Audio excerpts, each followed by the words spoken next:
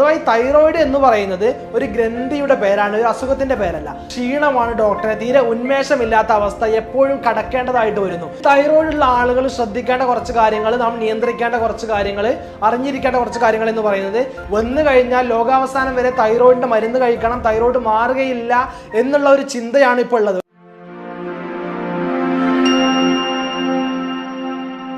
Doctor എനിക്ക് ഭയങ്കര ക്ഷീണമാണ്, അല്ലെങ്കിൽ ഭയങ്കര തണുപ്പാണ്. സാധാരണ നമുക്കെല്ലാവർക്കും ചൂടുള്ള സമയത്ത് അവർക്ക് ഭയങ്കര തണുപ്പായിരിക്കും, ചില്ലിനെസ് ആയിരിക്കും. നമുക്കെല്ലാവർക്കും തണുപ്പുള്ള സമയത്ത് അവർക്ക് ഭയങ്കര ചൂടായിരിക്കും, ചൂട് സഹിക്കാൻ പറ്റുന്നില്ല എന്നൊക്കെയാണ് പറയാറുള്ളത്. സാധാരണയായി കോമൺ ആയിട്ട് തൈറോയിഡിന് കാണപ്പെടുന്ന ലക്ഷണങ്ങളാണിത്. സാധാരണ തൈറോയിഡ് പേഷ്യൻസ് പറയുന്ന ലക്ഷണങ്ങളാണിത്.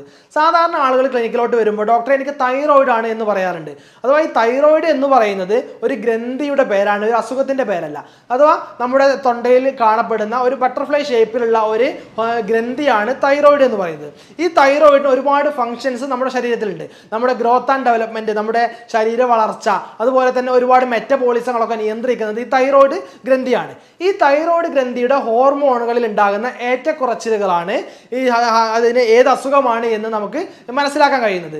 തൈറോയിഡ് ഹോർമോണുകൾ കൂടുമ്പോൾ ഹൈപ്പർ തൈറോയിഡിസം ആവുന്നു, തൈറോയിഡ് ഹോർമോണുകൾ കുറയുമ്പോൾ ഹൈപ്പോ തൈറോയിഡിസമായി മാറുന്നു. അതുപോലെ തന്നെ ഹൈപ്പർ തൈറോയിഡിസവും ഹൈപ്പോ തൈറോയിഡിസവും അല്ലാതെ മറ്റൊരു വിഭാഗമാണ് ഗോയിറ്റർ എന്ന് പറയുന്നത്. നമ്മുടെ തൈറോയിഡ് ഗ്രന്ഥി ഉണ്ടാകുന്ന വീക്കം, തൈറോയിഡ് ഗ്രന്ഥി വീങ്ങി വലുതായിട്ടുണ്ടാകുന്ന ഒരു അവസ്ഥയാണ് ഗോയിറ്റർ എന്ന് പറയുന്നത്.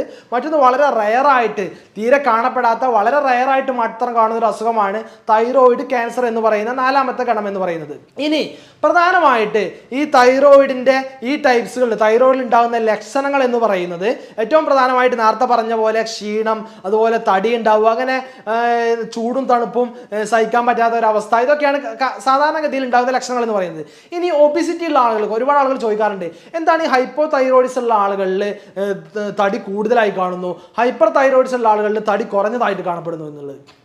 സാധാരണയായിട്ട് തൈറോയിഡിന്റെ ഹോർമോൺ കുറയുന്ന അവസ്ഥയാണല്ലോ ഹൈപ്പോ തൈറോയിഡിസം. തൈറോയിഡിന്റെ ഹോർമോൺ കുറയുന്ന സാഹചര്യത്തിൽ BMR എന്ന് പറയും, നമ്മുടെ ബേസൽ മെറ്റബോളിക് റേറ്റ് എന്ന് പറയുന്ന ഈ ഒരു മെറ്റബോളിസത്തിന്റെ അളവും കുറയുന്നു. കാരണം ഈ BMR, ബേസൽ മെറ്റബോളിക് റേറ്റ് നിയന്ത്രിക്കുന്നത് തൈറോയിഡ് ഹോർമോണാണ്. അപ്പോൾ തൈറോയിഡ് ഹോർമോൺ കുറയുമ്പോൾ സ്വാഭാവികമായിട്ടും BMR കുറഞ്ഞു വരുന്നു.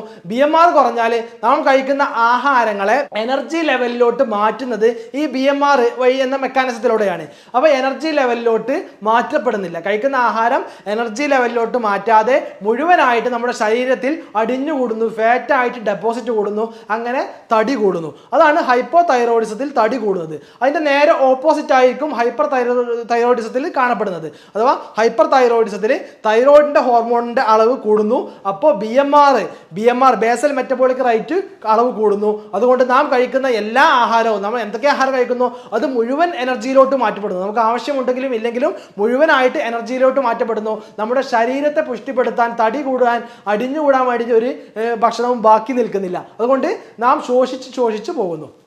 ഇതാണ് തടിയുടെ കാര്യത്തിൽ അവിടെ സംഭവിക്കുന്നത്. രണ്ടാമത്തെ പ്രധാനമായിട്ടുള്ള ലക്ഷണമാണ് ക്ഷീണമാണ് ഡോക്ടറെ, തീരെ ഉന്മേഷമില്ലാത്ത അവസ്ഥ എപ്പോഴും കടക്കേണ്ടതായിട്ട് വരുന്നു. ഇതും നേരത്തെ പറഞ്ഞ പൊണ്ണത്തടിക്ക്, ഒബിസിറ്റിക്ക് ഉണ്ടാകുന്ന കാരണം തന്നെയാണ് BMR, ഞാൻ നേരത്തെ പറഞ്ഞു ബേസൽ മെറ്റബോളിക് റേറ്റ്. കാരണം ഹൈപ്പോ തൈറോയിഡിസത്തിൽ തൈറോയിഡ് ഹോർമോൺ കുറയുന്നു, അതുകൊണ്ട് BMR ബേസൽ മെറ്റബോളിക് റേറ്റ് കുറയുന്നു. അതുകൊണ്ട് നാം കഴിക്കുന്ന ആഹാരങ്ങളെ മുഴുവനായിട്ട് എനർജിയിലോട്ട് കൺവേർട്ട് ചെയ്യപ്പെടുന്നില്ല. എനർജിയിലോട്ട് കൺവേർട്ട് ചെയ്യപ്പെടാതിരിക്കുമ്പോൾ നമുക്ക് എനർജി ഉണ്ടാവുകയില്ല. സ്വാഭാവികമായിട്ട് എനർജി ഇല്ലാത്ത ഒരാൾ എപ്പോഴും ഉന്മേഷമില്ലാതെ ഒരു ക്ഷീണിതനായിക്കൊണ്ടായിരിക്കും എപ്പോഴും കാണപ്പെടുക. അതാണ് എപ്പോഴും ക്ഷീണിതനായിട്ട് ഒരു ഹൈപ്പോ തൈറോയിഡിസം ഉള്ള ആളുകൾ കാണപ്പെടുന്നത്. മൂന്നാമത്തെ ലക്ഷണമാണ് നേരത്തെ പറഞ്ഞ ചൂടും തണുപ്പും മാറി മാറി വരുന്ന അവസ്ഥ, അല്ലെങ്കിൽ ഈ ചൂടിനെയും തണുപ്പിനെയും നിയന്ത്രിക്കാൻ പറ്റാത്ത ഹീറ്റ് ഇൻടോളറൻസ് അല്ലെങ്കിൽ കോൾഡ് ഇൻടോളറൻസ് എന്ന് പറയുന്നത്. ഹൈപ്പോ തൈറോയിഡിസം ഉള്ള ആളുകളിൽ നേരത്തെ പറഞ്ഞ പോലെ തന്നെ BMR അവരിൽ കുറയുന്നു. അതുകൊണ്ട് അവരിൽ മെറ്റബോളിസങ്ങളൊക്കെ കുറവായിരിക്കും. എല്ലാ ശാരീരിക പ്രവർത്തനങ്ങൾ, ഉള്ളിൽ നടക്കുന്ന പ്രവർത്തനങ്ങളുടെയൊക്കെ അളവ് കുറയുന്നു. കാരണം BMR കുറവാണ്, എനർജി കുറവാണ്, എല്ലാ പ്രവർത്തനങ്ങളും കുറവാണ്. അതുകൊണ്ട് അവിടെ സ്വാഭാവികമായിട്ട് ചൂട് കുറയുന്നു. ചൂട് കുറയുന്ന സാഹചര്യത്തിൽ അവർക്ക് ഭയങ്കര ചില്ലിനെസ് ആകുന്നു, എപ്പോഴും തണുപ്പ് അനുഭവപ്പെടുന്നു. നേരെ ഓപ്പോസിറ്റ് ആണ് ഹൈപ്പർ തൈറോയിഡിസത്തിൽ. ഹൈപ്പർ തൈറോയിഡിസത്തിൽ തൈറോയിഡ് ഹോർമോൺ കൂടുന്നു, BMR കൂടുന്നു, എല്ലാ പ്രവർത്തനങ്ങളും മെറ്റബോളിസങ്ങളും മെക്കാനിസങ്ങളും കൂടുന്നു. അതുകൊണ്ട് കൂടുതൽ പ്രവർത്തനങ്ങൾ നടക്കുന്നതിനാൽ ചൂട് കൂടുന്നു. അവർക്ക് എപ്പോഴും ചൂടായിരിക്കും, ചൂട് തീരെ താങ്ങാൻ പറ്റാത്ത അവസ്ഥയായിരിക്കും അവർക്ക് ഉണ്ടാവുക. ഇതാണ് സാധാരണയായി നമുക്ക് കണ്ടുവരുന്ന മറ്റൊരു ലക്ഷണം എന്ന് പറയുന്നത്. അടുത്ത ലക്ഷണം എന്ന് പറയുന്നത് ഹെയർ ഫാൾ ആണ്, മുടികൊഴിച്ചിൽ. മുടികൊഴിച്ചിലിനായിട്ട് ഒരുപാട് രോഗികൾ ക്ലിനിക്കിലോട്ട് വരാറുണ്ട്. മുടികൊഴിച്ചിലിനാവുമ്പോൾ നമ്മൾ സാധാരണ മുടികൊഴിച്ചിലുള്ള മരുന്ന് മാത്രം കൊടുത്തിട്ട് അല്ലെങ്കിൽ തേക്കാനുള്ള എണ്ണ മാത്രം കൊടുത്തുകൊണ്ട് പ്രത്യേകിച്ച് കാര്യം ഉണ്ടാവില്ല.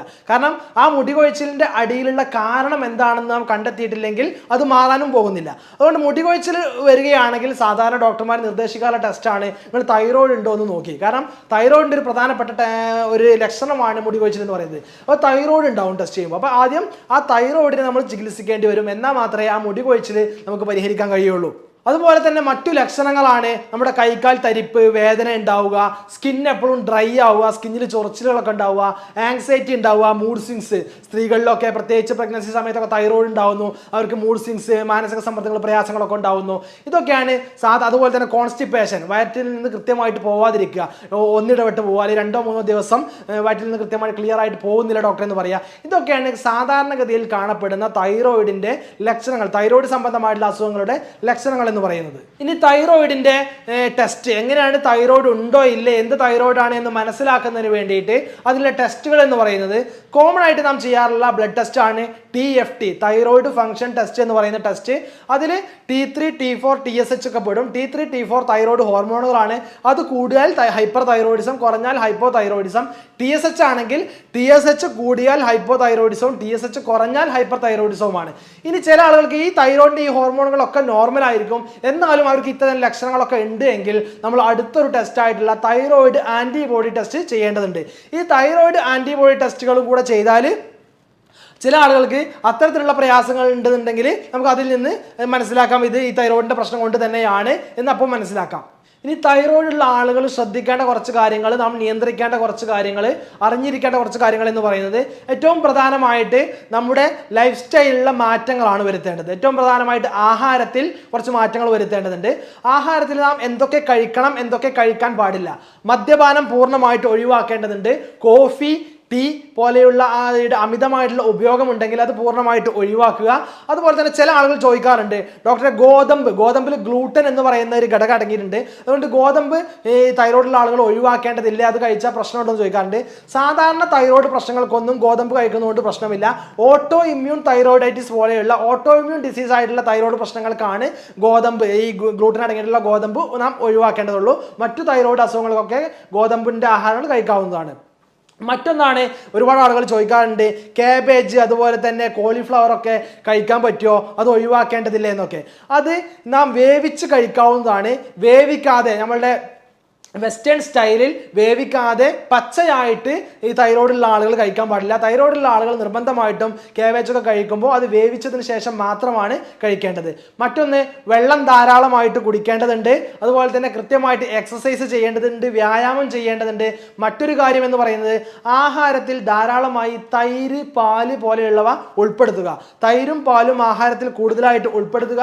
അതുപോലെ തന്നെ omega-3 ഫാറ്റി ആസിഡ് അടങ്ങിയിട്ടുള്ള ചെറിയ മത്സ്യങ്ങൾ, അതുപോലെ തന്നെ സെലീനിയം കണ്ടന്റ് അടങ്ങിയിട്ടുള്ള ഷെൽഫിഷ് പോലെയുള്ള മത്സ്യങ്ങളൊക്കെ ഭക്ഷണത്തിൽ ധാരാളമായിട്ട് ഉപയോഗിക്കുന്നത് നമ്മുടെ തൈറോയിഡിനെ കുറച്ച് കൊണ്ടുവരാൻ, തൈറോയിഡ് പ്രോബ്ലംസിനെ കുറക്കാൻ നമുക്ക് സഹായിക്കുന്നതാണ്. ഇത്തരത്തിലുള്ള തൈറോയിഡിന്റെ ശ്രദ്ധിക്കാൻ പറഞ്ഞിട്ടുള്ള ഒരുപാട് കാര്യങ്ങൾ, വ്യായാമം, ആഹാരത്തിൽ ഒഴിവാക്കേണ്ട കാര്യങ്ങൾ, ആഹാരത്തിൽ ഉപയോഗിക്കേണ്ട കാര്യങ്ങൾ, വ്യായാമം ചെയ്യേണ്ടത്, വെള്ളം കുടിക്കേണ്ടത്, ഈ ശ്രദ്ധിക്കേണ്ട കാര്യങ്ങളൊക്കെ ശ്രദ്ധിക്കുക. കൃത്യമായിട്ട് തൈറോയിഡ് എന്ന് പറഞ്ഞാൽ വന്നു കഴിഞ്ഞാൽ ലോകാവസാനം വരെ തൈറോയിഡിന്റെ മരുന്ന് കഴിക്കണം, തൈറോയിഡ് മാറുകയില്ല എന്നുള്ള ഒരു ചിന്തയാണ് ഇപ്പോൾ ഉള്ളത്. ഒരുപാട് രോഗികൾ ക്ലിനിക്കോട്ട് വരുമ്പോൾ തന്നെ പറയാറുള്ളത് ഇത് മരുന്ന് സ്ഥിരമായിട്ട് ആജീവനാന്തം മരുന്ന് കഴിക്കേണ്ട, മരുന്ന് നിർത്താൻ കഴിയില്ലല്ലോ എന്നാണ്. പക്ഷെ മരുന്ന് നിർത്താൻ കഴിയും. കൃത്യമായിട്ട് ജീവിതശൈലി നാം ശ്രദ്ധിക്കേണ്ടതുണ്ട്, ജീവിതശൈലിയിൽ മാറ്റങ്ങൾ വരുത്തേണ്ടതുണ്ട്. കഴിക്കാൻ പാടില്ലാത്ത ആഹാരങ്ങൾ ഒഴിവാക്കുക, കൃത്യമായിട്ട് ചികിത്സ എടുക്കുക.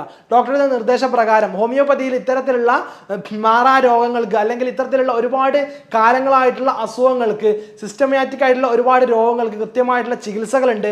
കൃത്യമായിട്ടുള്ള ആ രോഗിയുടെ ലക്ഷണങ്ങളും കാര്യങ്ങളും മനസ്സിലാക്കി രോഗം നിർണയിച്ചതിന് ശേഷം കൃത്യമായിട്ടുള്ള മരുന്നിലൂടെ നമുക്ക് ഈ അസുഖത്തെ, തൈറോയിഡിനെ നിയന്ത്രിക്കാനും കഴിയും, ശേഷം പൂർണ്ണമായിട്ട് പരിഹരിക്കാനും കഴിയും. എല്ലാവർക്കും നന്ദി, നമസ്കാരം.